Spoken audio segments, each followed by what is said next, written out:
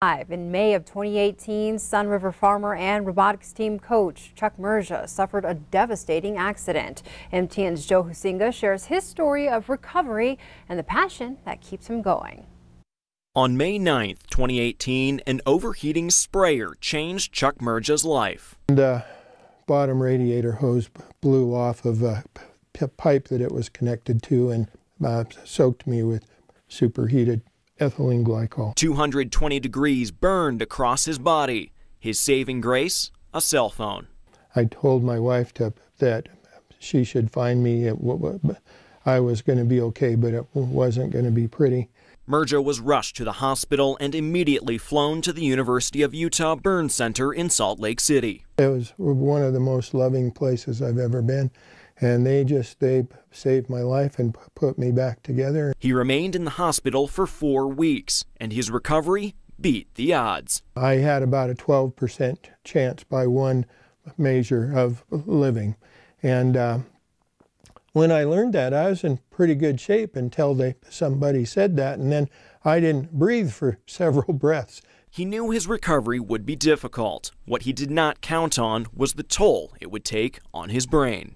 Things like memory, patience, and reasoning, and memory, and speaking go away. I have to remember to breathe.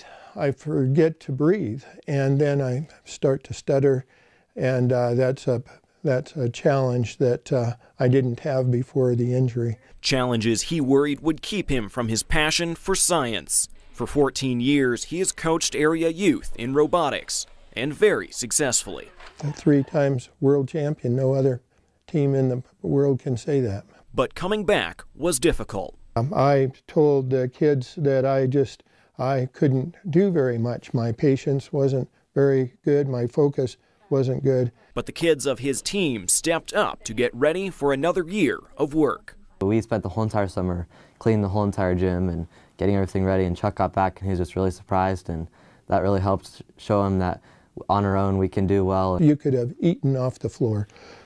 Well, maybe not, but but it was spick and span clean. The team competes yearly with 6,000 other teams from around the world, building and programming robots to complete a series of tasks. I enjoy about every aspect of it. I mean, it's programming, CADing, driving, strategy. This week, Chuck and the team will again head to the first robotics competition world championship in Houston, a goal that could not have been reached without their leader. Chuck is basically the backbone of the program.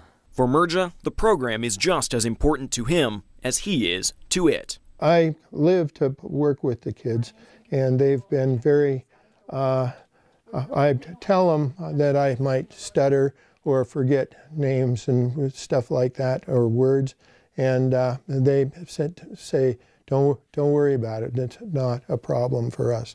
And it's been really cool how they've welcomed me back. Now Merja and his team hope to be champions again. In Sun River, Joe HUISINGA, MTN News. And we'll be back after this break.